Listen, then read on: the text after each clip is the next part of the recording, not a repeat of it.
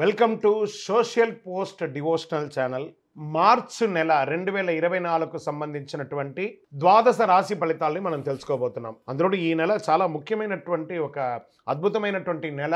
మన తెలుగు ఉగాది యుగానికి ఆది అయినటువంటి రోజు కూడా ఈ నెలనే రాబోతుంది. కాబట్టి ముందు మనం పూర్తి ఈ మార్చి వివరాలన్నీ తెలుసుకున్న తర్వాత ఉగాది ప్రత్యేక సంవత్సరికమైనటువంటి ఉగాది టు ఉగాది వరకు ఉన్నటువంటి రాశి ఫలితాలని త్వరలోనే రాశి ఫలితాలు కూడా చెప్పడం జరుగుతుంది.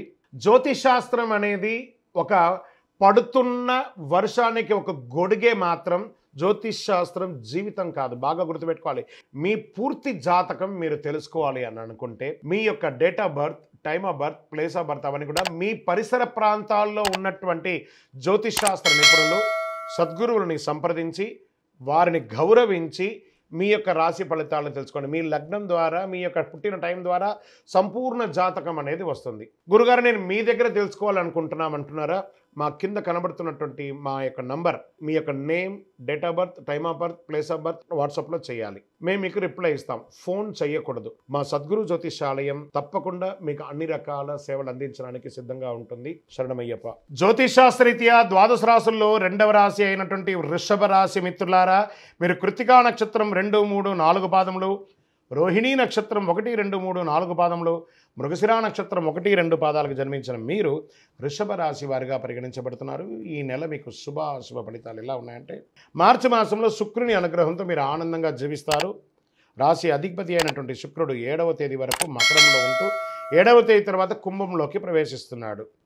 శని రవితో కలిసి ఉండడం వల్ల కొంత ఒత్తిడి వాతావరణం ఉన్నా మార్చి 7 తర్వాత 26 తేదీ వరకు బుధుడు నీచ స్థానంలో కూడా ఉంటున్నాడు.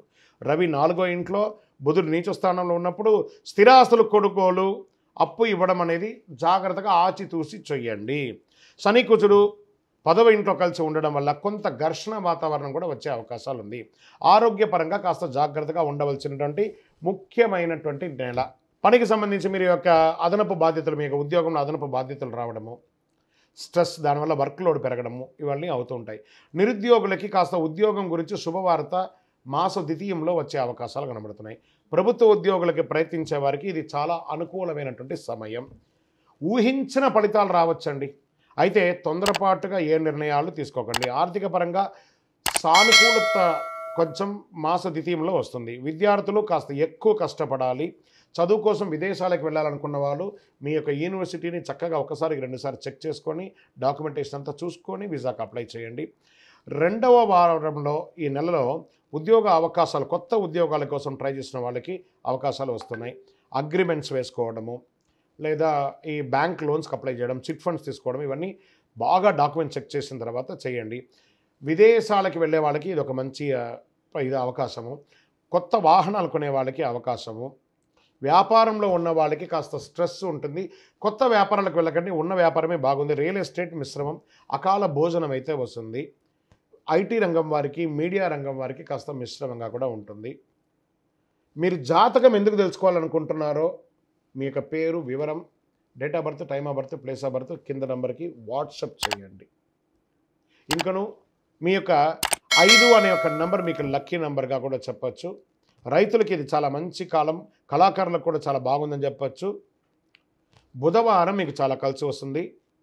నంబర్ 9 అనేది మీకు లక్కీ నంబర్ అని కూడా చెప్పచ్చు.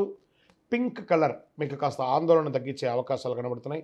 చంద్రాష్టమం మార్చి 4, 3, 2024 4 గంటల 21 నిమిషాల మధ్యాహ్నం నుండి 6, 3, 2024 8 గంటల 28 నిమిషాల వరకు చంద్రాష్టమం. ఇదే నెల మళ్ళీ రెండోసారి మీకు చంద్రాష్టమం వస్తుంది. 31, 3, 2024 10 గంటల 56 నిమిషాల రాత్రి నుండి 3, 4, 2024 4 గంటల 37 నిమిషాలు వచ్చే నెల 3వ తారీఖు వరకు తెల్లవారుజామున వరకు ఉంటుంది. కాబట్టి ఈ 4 రోజులు చాలా జాగ్రత్తగా ఉండాలి. వాహనం నడిపేటప్పుడు, సంతకాలు పెట్టేటప్పుడు ప్రతిదీ కూడాను మీకు ఆ యొక్క ధైర్యం చెప్పడానికే ఇది చెప్తున్నామే కానీ మిమ్మల్ని భయపెట్టడానికి కాదు. చంద్రాష్టమం రోజు జాగ్రత్తగా ఉండి తీరాలి. మరి ఏమైనా పరిహారం చేయాలా మేము అంటే, మీ పరిసర ప్రాంతాల్లో ఉన్నటువంటి అమ్మవారి దేవాలయానికి వెళ్ళి దర్శనం చేసుకోండి. ఒక గొడుగు పేదవాళ్ళకి దానంగా ఇవ్వండి. ఇంకనూ సకల దోషాలు తొలగి ఆనందంగా ఉండడానికి నవమూలిక సిద్ధ ధూపంతో ధూపం వేయండి. విజయోస్తు.